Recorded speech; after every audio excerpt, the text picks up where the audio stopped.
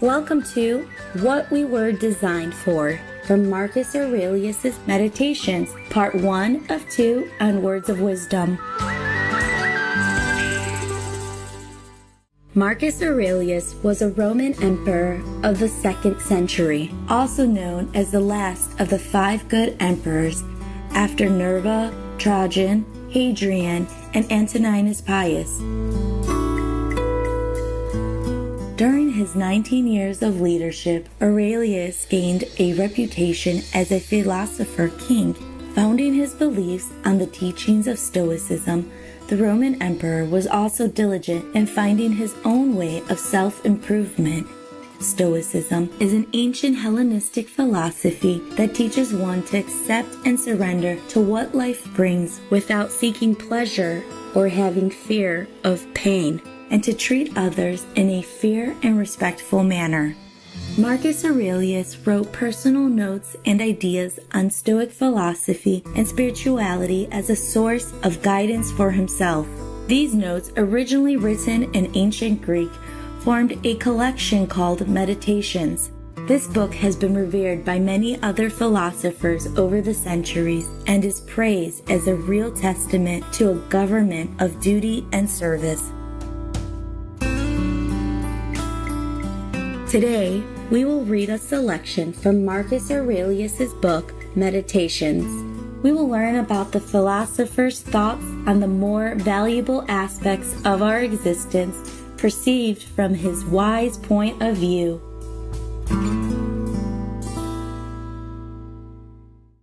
Meditations, Book 5. The world's intelligence is not selfish. It created lower things for the sake of higher ones, and attuned the higher ones to one another. Look how it subordinates, how it connects, how it assigns each thing what each deserves, and brings the better things into alignment. How have you behaved to the gods, to your parents, to your siblings, to your wife, to your children, to your teachers, to your nurses, to your friends, to your relatives? Have they all had from you nothing wrong and unworthy, either word or deed? Consider all that you've gone through, all that you've survived, and that the story of your life is done, your assignment complete. How many good things have you seen? How much pain and pleasure have you resisted? How many honors have you declined? How many unkind people have you been kind to? Why do other souls, unskilled, untrained, disturb the soul with skill and understanding? And which is that? The one that knows the beginning and the end, and knows the logos, the word of God that runs through all things, and that assigns to all a place, each in its allotted span, throughout the whole of time. Soon you'll be ashes or bones, a mere name at most, and even that is just a sound, an echo. The things we want in life are empty, stale, and trivial. Dogs snarling at each other, quarreling children, laughing and then bursting into tears a moment later. Trust, shame, justice, truth, gone from the earth, and only found in heaven. Why are you still here? Sensory objects are shifting and unstable. Our senses dim and easily deceived. The soul itself, a decoction of the blood, fame in a world like this is worthless. And so, wait for it patiently, annihilation or metamorphosis. And until that time comes, what? Honor and revere the gods. Treat human beings as they deserve. Be tolerant with others and strict with yourself. Remember, nothing belongs to you but your flesh and blood, and nothing else is under your control. You can lead an untroubled life provided you can grow, can think, and act systematically. 2 characteristics shared by gods and men and every rational creature. 1. not to let others hold you back. 2. To locate goodness in thinking and doing the right thing, and to limit your desires to that. If this evil is not of my doing, nor the result of it, and the community is not endangered, why should it bother me? Where's the danger for the community? Not to be overwhelmed by what you imagine, but just do what you can and should. And if suffer in essentials, not to treat that as a defeat or bad habit. Up on the platform, have you forgotten what's what? I know, but it was important to them. And so you have to be an idiot as well? I was once a fortunate man, but at some point, fortune abandoned me. But true good fortune is what you make for yourself. Good fortune, good character, good intentions, and good actions. Meditations, Book 6. Nature is pliable, obedient, and the logos, or the word of God that governs it, has no reason to do evil. It knows no evil, does none, and causes harm to nothing. It dictates all beginnings and all endings. Just that you do the right thing. The rest doesn't matter. Cold or warm, tired or well rested, despised or honored, dying or busy with other assignments, because dying too is one of our assignments in life. There's well to do what needs doing. Look inward. Don't let the true nature or value of anything elude you.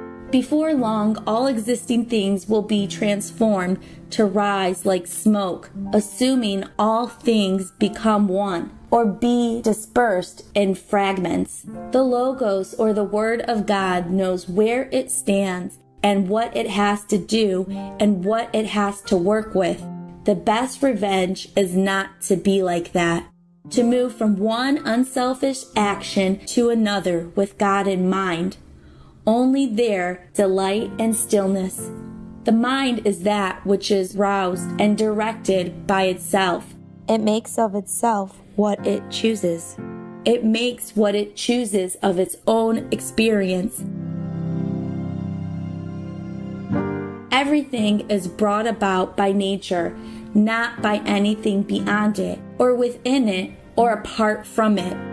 1. Mixture, interaction, dispersal, or 2. Unity, order, design.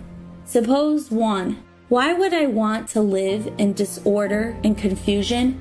Why would I care about anything except the eventual dust to dust? And why would I feel any anxiety? Dispersal is certain, whatever I do. Or suppose 2. Reverence, serenity, faith in the power responsible. When jarred unavoidably by circumstances, revert at once to yourself and don't lose the rhythm more than you can help. You'll have a better grasp of the harmony if you keep on going back to it. If you had a stepmother and a real mother, you would pay your respects to your stepmother, yes, but it's your real mother you'd go home to. The court and philosophy. Keep returning to it. To rest in its embrace, it's all that makes the court and you endurable.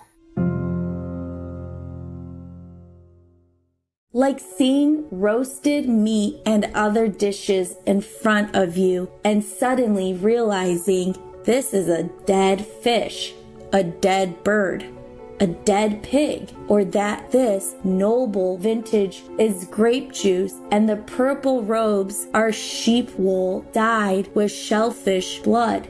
Perceptions like that latching onto things and piercing through them so we see what they really are. That's what we need to do all the time, all through our lives, when things lay claim to our trust, to lay them bare and see how pointless they are, to strip away the legend that encrusts them.